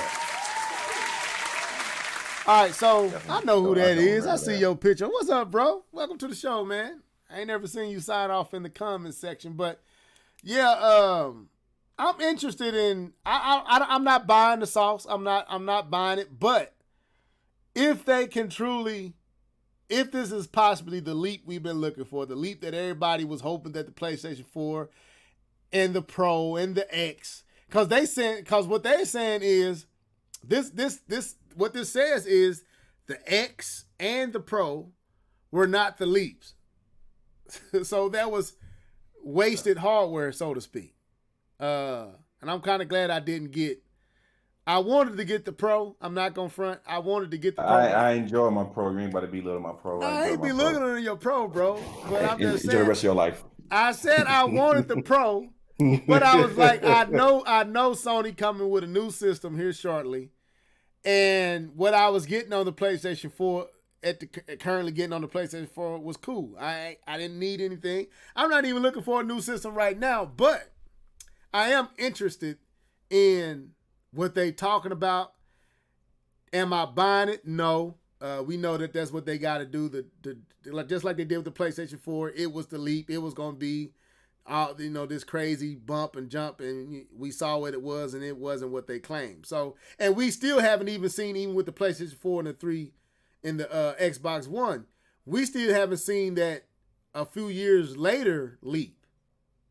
If y'all noticed that, like in the 360 and the PlayStation 3, we noticed a drastic change in how the games looked 2 years into the system. I still don't see that with the PlayStation 4 and Xbox One. Yeah, because they killed it with Sony killed it with Killzone. Yeah, that's like, right. That's one of the top looking games. Right. A lot of them earlier games still look like, okay, Xbox with Rise Son of Rome. That's still one of the best looking games on the Xbox One. Because every game copied it, right? Well, I'm just saying, like, with I'm just saying that's the meme. That's the meme that every game copied Rise. Oh, that's just the meme, the joke. And then everyone, every time as a game comes out that has over the shoulder, said, "Look, it's just like Rise." But I mean, dude, God of War played way better than Rise. But what I will say is, like, unlike the PlayStation 3, like, you saw the leap in the improvement from the original Uncharted to Uncharted 2. Like, there was absolute wow. Like, I remember my first time seeing Ratchet and Clank, the visuals for Ratchet and Clank on the PlayStation 3. I'm not gonna even front, bro. That was when I was kind of in my Super Nintendo, my Nintendo hating days. Like, if it wasn't Nintendo, I was kind of hating. That was that phase back then when I was kind of championing Nintendo and kind of on my white knight and all that stuff. When I saw Ratchet and Clank for the first time, I forgot what the name of that game was. I was like, Lord. Like, has Sony made a Pixar movie into a video game? Like, that's like that. I was like, man, this game and it looks and plays exactly how them visuals looked. Like, I would love to see Nintendo. I'm not gonna lie here. I would love to see a Mario look as visually as impressive as that game looked and play like Mario. You didn't think the what was the game that came out? What was it? Odyssey? With the moon sprites. Odyssey, yeah. No. Odyssey didn't look like Ratchet and Clank. Odyssey looked good, don't get me wrong, but it didn't look like Ratchet and Clank. Not okay, let me explain what I mean. Odyssey looked amazing, but there are certain shines and bells and whistles and stuff that no. Ratchet and Clank had a Ratchet and Clank visually. I'm just talking about from a visual standpoint, not gameplay. Visually, from a visual standpoint, there was stuff that movie. Yeah, it looked like a movie. And Odyssey looked good, but it didn't look like that. I ain't gonna sit up here and lie to nobody. No, heck no. It didn't look. No. Odyssey looked amazing for what Odyssey was. Ratchet and Clank looked like a movie. Ratchet side by side. Yeah, like I remember my daughter coming into the front room literally thinking she was watching a movie when I was playing Ratchet and Clank. From the cutscenes to the actual gameplay, the polish, the shine on that stuff look like a movie. Now, Nintendo is capable of this because we see it in games like Splatoon and it's a few other games, Mario Kart. Like, they have the potential to do what Ratchet and Clank did, but I think the hardware held it back from being quite what Ratchet and Clank was on the PlayStation 4. But again, my point is what I'm using, like, them were early games early on in the PlayStation, like in the PlayStation 3. I saw them games as the PlayStation 3 got a little older. Them games really started to look like, is this possible on this system?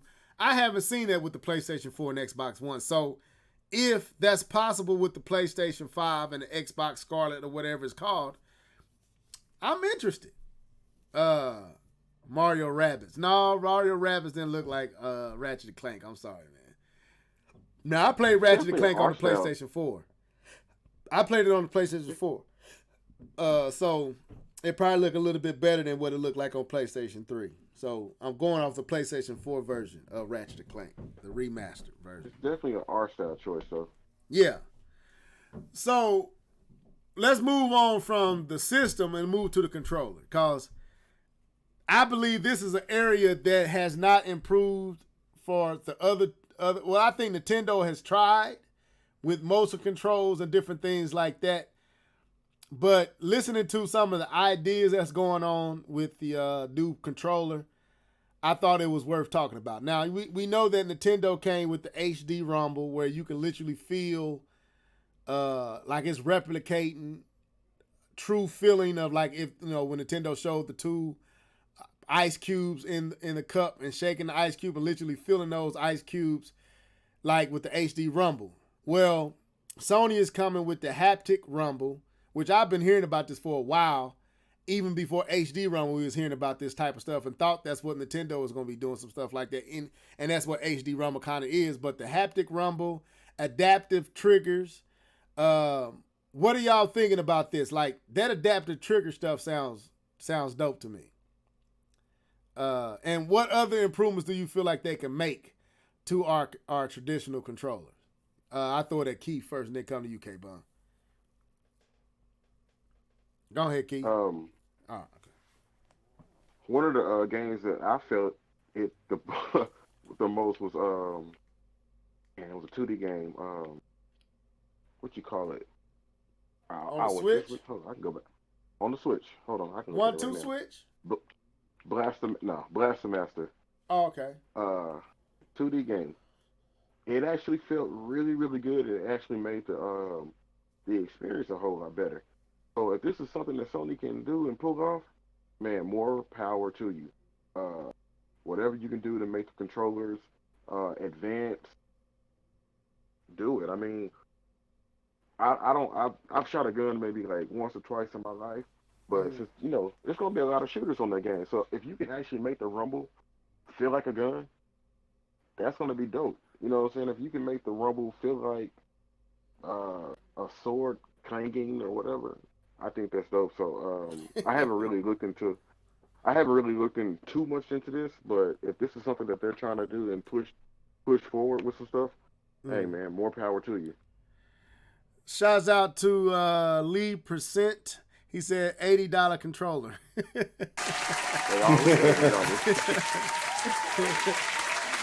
Well, anything else you want to say, Keith? I'm gonna throw it to K-Bum to get his thoughts. K-Bum, I'm actually playing the video game. I ain't gonna lie to y'all. All right, okay. Go ahead, K-Bum. What you thinking about these ideas and talking points with the controller?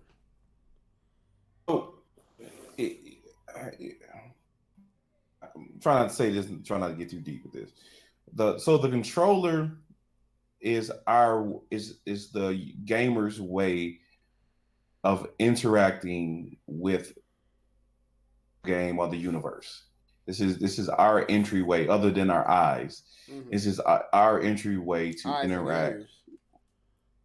Eyes and ears, yeah. Okay. But this is our physical interaction with the gaming world. Any way that you can enhance that immersion is going to create a better experience for the gamer. This is what Nintendo kind of did with the Wii remotes, is that they changed the way the gamer interacted with the gaming universe. It blew people out of the water, right? Because we've never really interacted with the gaming world in that manner.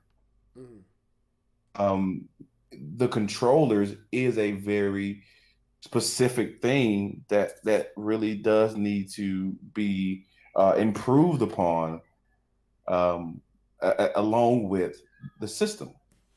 You actually see this improvement first in the VR world level. If you remember playing the VR game, mm-hmm. there were two sets of controllers. There was the Vive controller, then it was the Oculus controllers, which was just okay, and then the Vive controller that you when you pull back the bow and arrow, you actually felt the tension of the bow and arrow, and that's a different level of immersion that brought you even further into that gaming universe.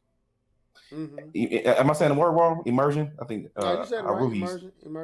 Immersion. Yeah. And so I do think controllers need to evolve just as much as the gaming system is. Like I said, we're seeing that first, or we're seeing that not maybe not first. We're seeing that even more when it comes to Man, VR, that's because it's interesting. important for them to allow the user, because you are completely enclosed into the gaming universe. Mm-hmm. And so you do, because so anything that takes you out of that universe detaches you from the game, or that they have feedback in those controllers. And so they're trying to bring that to the home console as well. Nintendo has done it better per se right now.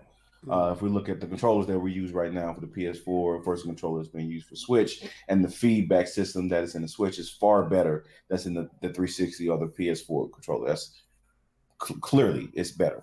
But looking at the new consoles, they're trying to bring that as well, and I think that can only continue to help the games and the console makers and even the gamers enjoy games even more. There are things on the, I don't know if you noticed, but there are things on the PS4, the DualShock 4 controller, that have never been used. Right, and that's interesting you PS4 say that. controller, Yeah. right? There's a little hole and little prong thing that's never really been used. What was that supposed to be used for? Yeah. What were we supposed to be? And even the sound system in the controller that actually gives you sound feedback has been poorly used by video games. They have poorly used the sound, the fact that the controller itself is poorly implemented. Even if they can improve that, I think that will continue to assist gamers at enjoying the games that they're playing. So I think there's a lot of room. And so your point is, what I think about it, that's what I thought about it. What else I think they can do, I think feedback is huge, as in the controller giving you in-world feedback. Um, I also think slight manipulations. I don't. The touchpad in the PS4, I think, is good. They probably can go even further than that without it being too weird. 'Cause I think the touchpad was poorly utilized in games actually. Was, and I want to send a shout out to Maurice Charles. He said something interesting. He thought it was funny, but he talked about the gamepad. He said the gamepad never changed the way, but the gamepad never changed the way people interacted with the gaming world. LMAO, laughing out loud. So I don't disagree with my, that. well, I don't. I do and I don't. Well, I don't agree with it and I do agree with it. Go ahead, though. It changed the way that people even pause screens. It depends on the game. Because it depends on the game. I agree, but there were games that it did change, and Right. some of that, like Zombie U would be the game. the Batman game. Yeah, Batman games, Well. Zombie U. Like, I feel like Ubisoft, the use of the gamepad, and I do hate, and there's aspects of the gamepad that I miss. Hold up. Oh, that's my mom calling me. Go ahead. Go ahead. Yeah, so I do think that. Well, you saying something? Keep my bad. No, I'm saying Splatoon was a big user of the gamepad. I think taking away the gamepad in Splatoon was I'm not gonna say a mistake, but it definitely made the game feel a lot different than what the original was. With the improvements that the Switch brought to the game, I think it could have been really implemented well with the gamepad. You kind of like Neville was starting to say, I do kind of miss some of the things that the gamepad added, even though it was kind of clunky. You had to look down and all this other stuff, but it was still kind of a nice little thing. Like even with Zelda Wind Waker, having that map always there helped, or having your items always there helped. So what you had to look down just to hit the button, it was still cool because you never really had to press start. For something as simple as I need to put these boots on or whatever. Something really simple. Um, so yeah, I definitely agree that the gamepad could have, but because of the reception of the Wii U, it just couldn't catch on. I think the Well, reception of the Wii U killed it more than anything. Yeah, and that's what I was going to say. And my mom put me on hold, so I'm gonna get this out before she jump back on and say what she finna say. So, okay, she hung up. So with the gamepad, to me, I agree with what Marcus is saying slightly, depending on the game. Anyway, Zombie U to me was a brilliant usage of the gamepad. It did bring you into the game, like that. Having to look into your bag is looking on the controller, like literally if you was in the world, if you was looking in your backpack, you would take your eyes off of what's in front of you to look at your bag, and that was replicated by having to look at the controller to see to see the items, but had to look at the screen to still see what's going on because you never left the actual real world.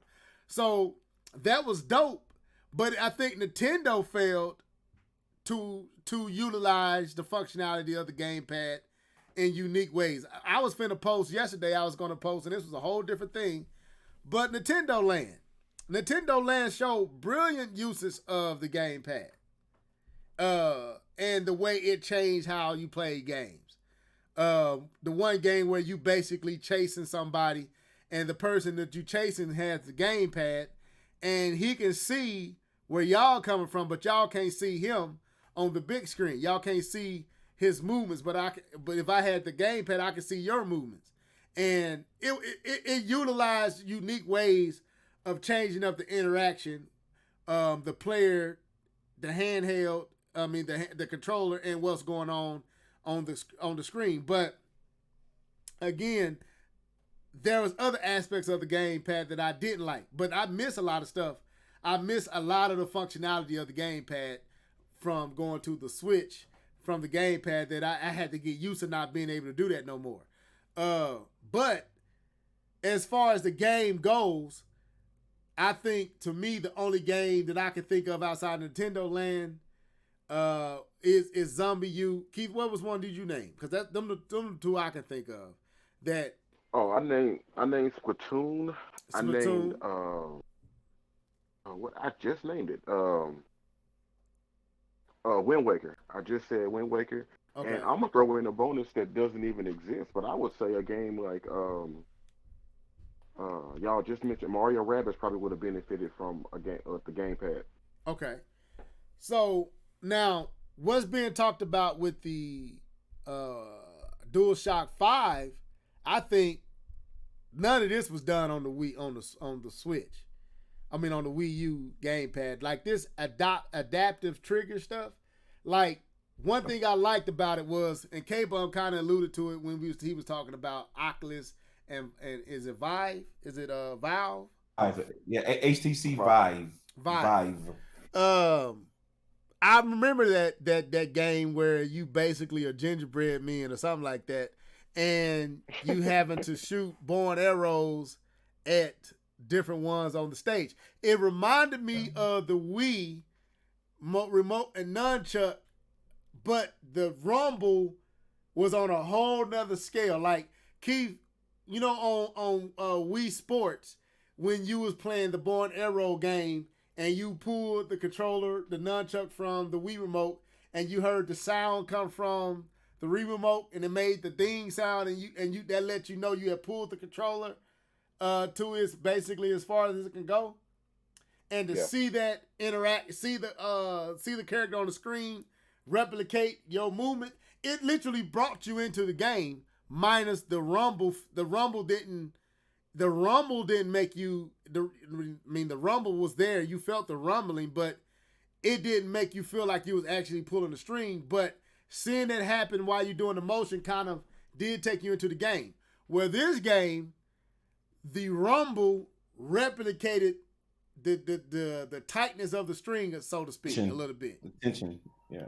Yeah, it felt like the string was. So if they could replicate that with a DualShock 5 controller, where if I'm pulling the trigger and I can feel the tightening of the bow and arrow cord, or I can feel the ripple and the coil of the shotgun, or the the rapid firing of a machine gun, or I'm walking through mud and I can feel the walking get tougher as I walk. Slogginess. Man, that'd be a whole nother level of interaction. Like, you can literally make games force you to feel for when to move. Instead of, okay, like, take a game like Last of Us, where you got the clickers. And instead of, giving you the option, because, games kind of cheat, where you really shouldn't be able to see the clickers, but because of the camera, you can manipulate the camera to where, even though you hide behind a counter, you can see the clicker to know when to move. Where with this type of controller, you can take that visual advantage away from the player and make them have to feel the ripple of the feet of the person moving to know when to move. So instead of being able to see the person that you're trying to get around, you had to feel for their footsteps. Like, you had to feel the controller had to replicate and let you know what part, like if they this far to the left or this far to the right, depending on how the triggers is being manipulated, depending on how the rumble is being manipulated through the triggers. So if he walking this way, the trigger on your, I'm sitting there moving my hand like y'all can see me. If he walking to the left, the trigger on the left gets more pronounced as he get farther to the left to let you know it's safe to move. Or as he walking to the right, the trigger to the right gets more pronounced to let you know you need to move left. And then they can play with that where the computer AI can run to the right but then quickly pivot to the left, forcing you to have to pay attention. That would be dope, bro. That'd be so, well, regular Rumble wouldn't show you that. I think HD Rumble possibly can do that. But if they can have adaptive triggering like that and stuff like that, or you get stuck in mud or different things like that, to me, I'm all for it. I don't know if y'all ever thought of nothing like that. Now that you're talking about all this Rumble, I don't remember feeling Rumble in this game. Which one? Link's Awakening. I'm gonna be honest with you. I ain't paying no attention. If it's there, I wasn't paying attention to it. Okay. But yeah, man, I think this is, if they do it right, because HD Rumble is nice, even though I haven't fully played a game that fully took advantage of it, like a 1-2 switch or what Keith was saying. But the Rumble in the controller, like on the Zelda shrines, where Breath of the Wild shrines, where you had the balls, and you can literally feel the way the rumbled, and it moved with the actual orb that you was trying to get into a certain spot. You can literally feel the difference. And that was nice to feel that. And it was a different type of immersion, but, Nintendo got digital controllers. If Sony's able to somewhat replicate Nintendo's HD Rumble, I don't know if Haptic Rumble is the same as HD. I'm not for sure. I have to do some research on that. But if Sony can make Haptic Rumble mirror HD Rumble and then have these adaptive triggers where it literally replicates tension, mud, weight, that would be a different, and because that can change what the developers can do in the game to force you to have to pay attention to something else. Like they can combine the rumble, the sound, the adaptive triggers, all that into an experience that brings you into a whole nother level of immersion. You know what would be dope? And I'm just having fun here. Imagine like you playing a game like Streets of Rage, right? And you're fighting, and you feel like a tiny little rumble, and it's a car coming, but you feeling it. And the more vibration it comes, the closer the car is. That'd be dope. Right. Stuff like that, like forcing the feel of the controller, giving you a whole nother something to pay attention to. Like almost like the Game Pass screen was. Like the Game Pass screen forced you to have to pay attention, like in Zombie U, forced you have to pay attention to something else other than just the screen.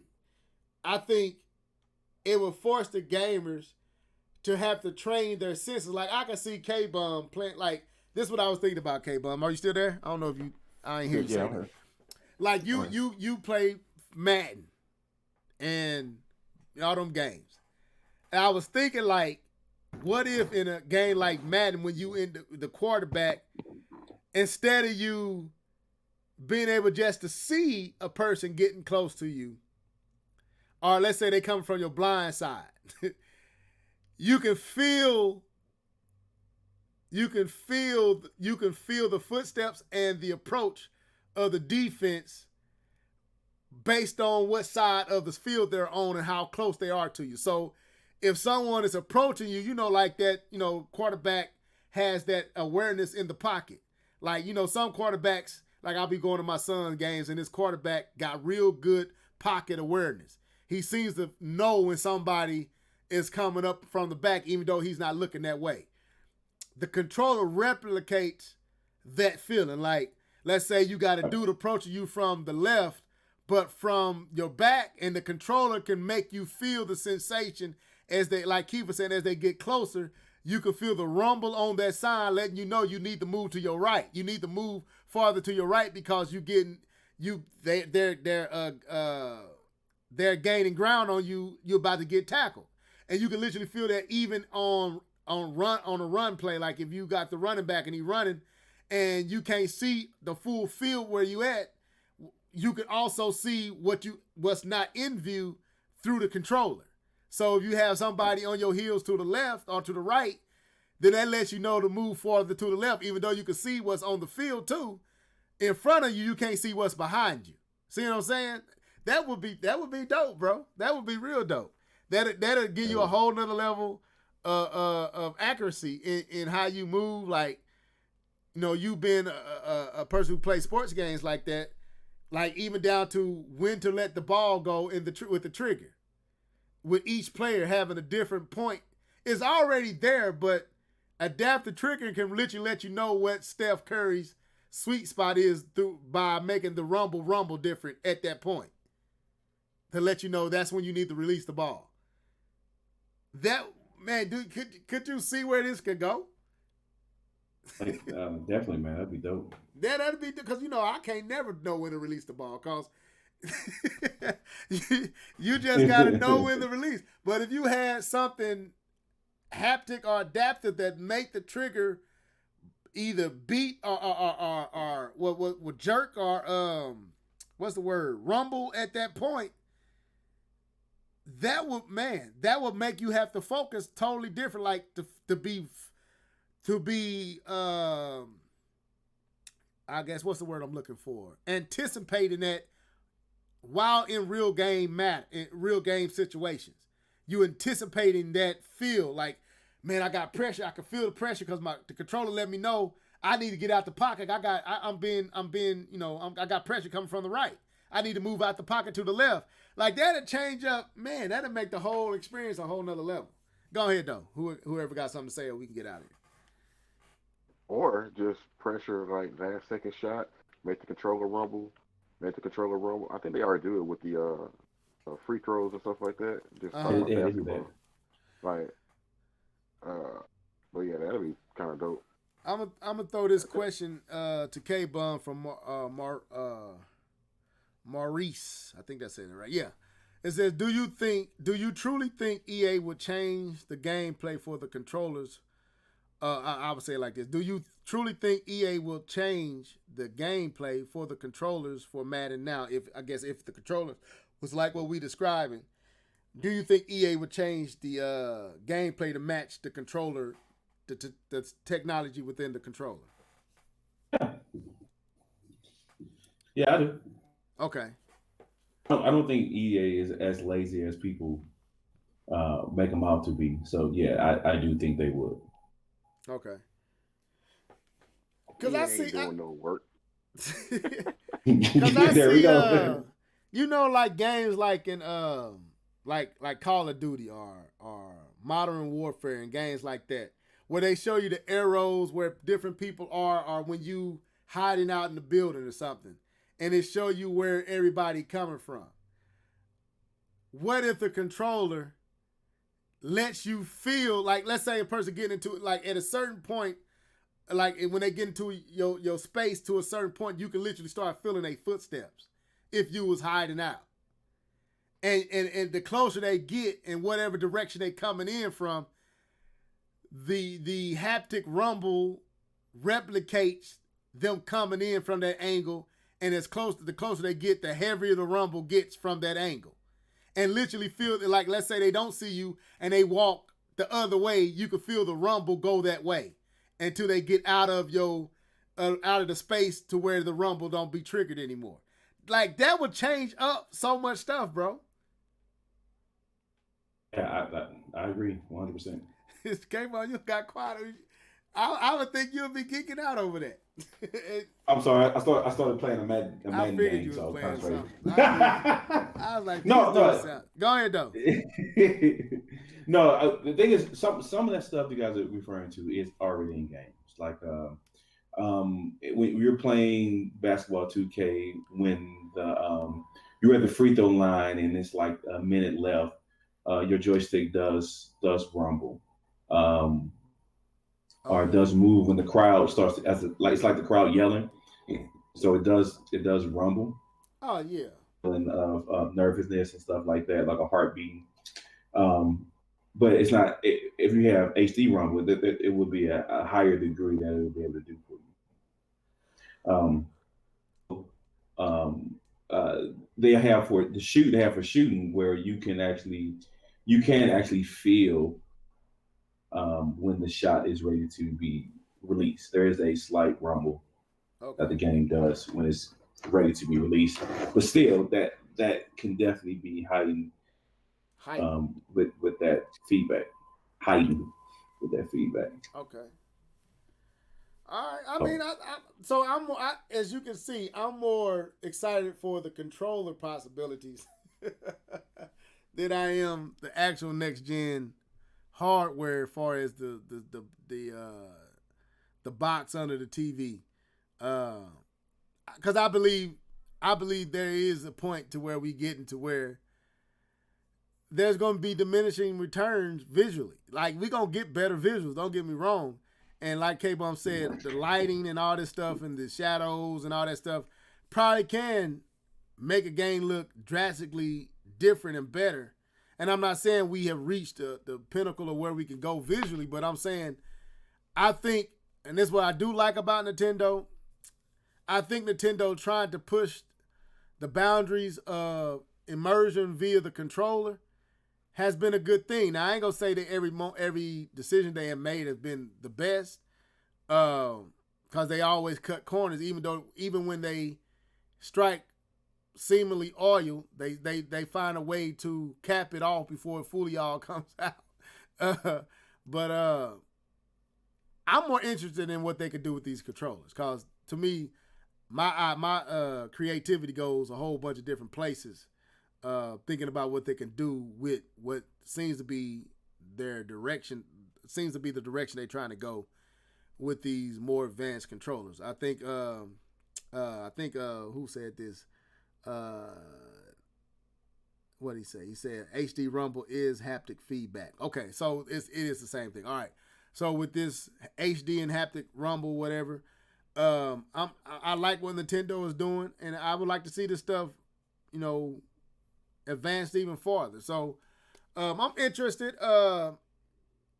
but I'm not buying the sauce on this next gen technical leap. I believe it when I see it, but the controller stuff sounds cool to me. I like some of the direction that they seem to want to go. What do y'all think about the microphone being able to basically ask Siri to help you from your controller? What do you think they're going with that? It's a cool feature that maybe you may get used a couple of times. You know what I thought about, Keith? I know. Can I guess what you got to say? Go ahead. Xbox. No. Oh, you talking about with Kinect? No, well, that's scary, but yeah, no, I didn't. I thought about Miiverse. When Nintendo created Miiverse, and you can go in and seek help from people in certain stages. Like, yeah, I thought about that, but and I'm gonna be honest, man. I think Nintendo might need to revisit Miiverse and see how they can fit that into the Switch. I don't know why they went away from Miiverse. Miiverse wasn't the issue. The hardware and the lack of games was. It wasn't Miiverse. I think Miiverse was actually a cool idea. Probably wasn't, again, hampered by Nintendo's trying to be everybody's parents, but I think they need to revisit that, man. Maybe improve Miiverse and bring it back in a new form style for an app, an app or something like that. Yeah, like I think Miiverse has its place, man. Cause when I thought about that, go ahead. No, that just irritated me because Nintendo's so backwards, man. Yeah. Miiverse should have been the app, and the Miiverse that they had on the Switch, not Switch, I'm sorry, the Wii U should have been built into the system like on the Switch. Yeah, You know Miiverse should be Miiverse should be their online offer. Go ahead. Yeah, the Nintendo app is acting as your online service. No, put it on the Switch. Make the other stuff. That's so backwards, man. Yeah, now when you think about it, it's like you basically had your online service via Miiverse. All you had to do is give it a better name and improve aspects of it. Open up communication via online chat, and that everything that was there is what you needed. Everything was there. Everything. So anyway, that's a whole nother conversation. But this got frustrating. Anything else we can get on out of here, man? I'm good. All right, K-Bob? No, I didn't add anything else to add to the comment. But yes, no, I'm good. No, I'm good. I'm blowing this guy out. I'm not paying no more. So do y'all? Let me ask this, and we get out of here. Do y'all think there is something that we need to take note of with the dude stepping down at EA, and also y'all heard about the layoffs that took place at Sony? Yeah, Sony. What was his name? What's the guy name? I don't know. Was that Layton? Was that Layton guy? The big face dude. Wasn't it Layton? All I know is he's the big face dude. I don't know. I don't remember his name, but I know he stepped down. And they had a big layoff at Sony. So they supposedly doing some restructuring. Was it Sony Gaming? I think so. PlayStation. Okay. PlayStation division. So sometimes that means something. Yeah, but here's the interesting thing. It wasn't no layoffs at Microsoft, but a similar person of a similar stature stepped down there as well. So I don't know, but yeah, they kind of masked. Sony kind of masked that behind all the announcements of the PlayStation 5. They kind of released the layoffs and the dude stepping down, but they also announced that, released all that information about the PlayStation 5. So people kind of bypassed all the stuff because you're talking about PlayStation 5. So nobody really paid any attention to the layoffs and the I guess the face and voice of PlayStation stepping down. And it wasn't done like Reggie. They didn't do it was abrupt. So we might need to talk about that next podcast. But I guess that's all we have for this evening. I hope y'all enjoyed it. Again, apologize for the late start. I need to go call my brother and see if everything worked out and to get the car up and running. And so I'm going to get out of here. Any final words from you guys? If not, just sign off.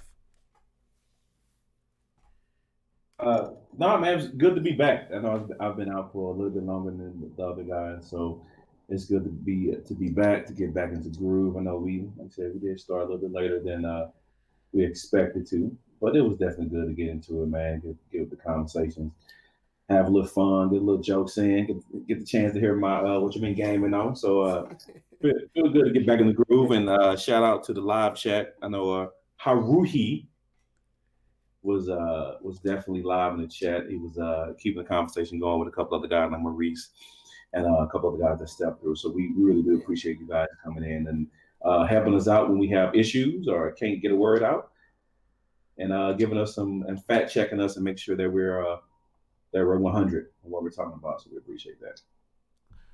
Likewise, same sentiments. Keith. Oh yes, man. Sean Layton. Okay, Sean Layton. What did I say? Did I say Layton? Did I say Clayton? You said Layton, but you didn't say Sean. Layton. Okay, Sean Layton. Okay. Yeah. Yeah, it's always good to be back. It's always good to talk to you guys. Next podcast, I would have saw Joker and Gemini Man, so we'll be able to talk about that. Would have seen that before Thursday if we get on Thursday. So just throwing it out there. All right, yeah, I don't know when I'm gonna get back out to the theater, but I want to see it. I don't know if I want to do some flick, some what's that, fire sticking or what? I don't know what I'm gonna do, but I want to see it. But anyway, yeah, man, I'm glad that y'all tuned in. Everybody that was in the live chat, appreciate it. And again, tune in next time. I don't know if it'll be on Sunday or Thursday. It depends on how things. I had to look at the schedule for Sunday, and I'll let y'all know. Y'all will see y'all see it up on the channel if we're doing it Thursday. But anyway, with that being said, till next time, folks. Deuces.